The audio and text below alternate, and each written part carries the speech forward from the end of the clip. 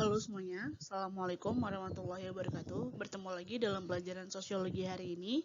Di hari ini kita akan membahas materi mengenai faktor pendorong integrasi sosial dan disintegrasi sosial. Jadi silakan disimak dengan baik ya videonya. Pertama-tama, kita akan membahas mengenai faktor pendorong integrasi sosial. Jadi, faktor pendorong integrasi sosial di sini ada 7 bagian. Nah, integrasi sosial sebagai sebuah proses sosial dapat dicapai karena adanya berbagai faktor internal dan faktor eksternal yang mendorong terjadinya proses tersebut.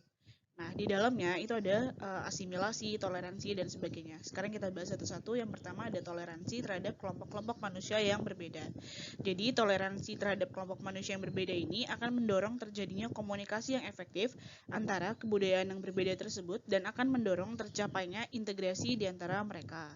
Jadi, ketika kelompok-kelompok yang berbeda ini bisa mentoleransi perbedaan yang ada dan menjalin komunikasi yang efektif, maka bisa terjadi integrasi di dalam kelompok-kelompok tersebut. Nah, yang kedua, ada kesempatan yang seimbang dalam ekonomi bagi berbagai golongan masyarakat dengan latar belakang kebudayaan yang berbeda. Hal itu dapat mempercepat proses integrasi sosial. Dalam sistem ekonomi yang demikian, setiap individu mendapat kesempatan yang sama untuk mencapai kedudukan tertentu atas dasar kemampuan dan jasa-jasanya. Jadi, di nomor 2 ini, semua orang punya kesempatan yang sama dalam berbagai bidang. Artinya, semua orang diperlakukan secara setara. Sehingga, ketika orang merasa sudah diperlakukan secara setara, integrasi akan lebih mudah tercapai. Nah, yang ketiga adalah sikap saling menghargai orang lain dengan kebudayaannya.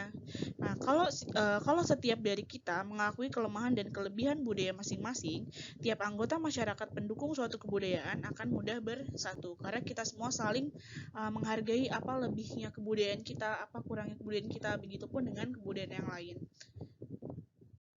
Selanjutnya, faktor pendorong yang keempat, sikap terbuka dari golongan yang berkuasa di dalam masyarakat.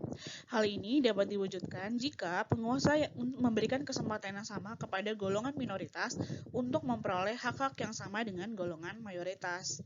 Nah, yang kelima adalah persamaan dalam unsur-unsur kebudayaan. Pengetahuan tentang persamaan-persamaan unsur kebudayaan yang berlainan akan mendekatkan tiap anggota masyarakat. Hal itu akan menghilangkan prasangka-prasangka yang semula mungkin ada di antara pendukung kebudayaan-kebudayaan tersebut. Nah, yang keenam adalah perkawinan campur atau amalgamasi. Perkawinan campur antara dua pendukung kebudayaan yang berbeda dapat mendorong terciptanya integrasi sosial. Dalam sistem sosial masyarakat Indonesia yang berpandangan bahwa perkawinan merupakan penyatuan dua keluarga, integrasi sangat mungkin terjadi karena adanya perkawinan antara dua kebudayaan yang berbeda. Lalu yang ketujuh, yang terakhir adalah adanya musuh bersama dari luar. Adanya musuh bersama dari luar cenderung memperkuat kesatuan masyarakat atau kelompok yang mengalami ancaman musuh tersebut. Dalam keadaan demikian, berbagai kelompok yang berbeda dalam masyarakat tersebut akan melepaskan atribut perbedaannya dan bersama-sama menghadapi musuh mereka. Nah, selanjutnya kita akan membahas mengenai disintegrasi sosial. Di sini kita bahas dari prosesnya dulu ya. Nah, setiap manusia pasti mengalami perubahan. Albert O. Hirschman mengatakan bahwa kebosanan manusia merupakan penyebab dari perubahan. Manusia selalu tidak puas dengan apa yang dicapainya dan selalu mencari sesuatu yang baru, mengubah keadaan agar menjadi lebih baik. Perubahan sosial budaya yang terjadi dalam masyarakat menyangkut perubahan nilai, pola perilaku, organisasi sosial, pelapisan sosial, kekuasaan, serta segi kemanusiaan lainnya. Lalu, perubahan yang terjadi pada lembaga-lembaga kemasyarakatan dapat membuat pudarnya norma-norma dan nilai-nilai dalam masyarakat. Kondisi ini disebut sebagai disorganisasi sosial atau disintegrasi sosial oleh Surjono Sukanto. Awal terjadinya kondisi ini adalah situasi di mana ada ketidakseimbangan atau ketidakserasian unsur dalam masyarakat karena salah satu unsur dalam sistem masyarakat tidak berfungsi dengan baik. Apabila terjadi disintegrasi sosial, situasi di dalam masyarakat itu lama-kelamaan akan menjadi chaos atau kacau. Pada keadaan yang demikian akan dijumpai anomi atau tanpa aturan, yaitu suatu keadaan di saat masyarakat tidak mempunyai pegangan mengenai apa yang benar dan salah.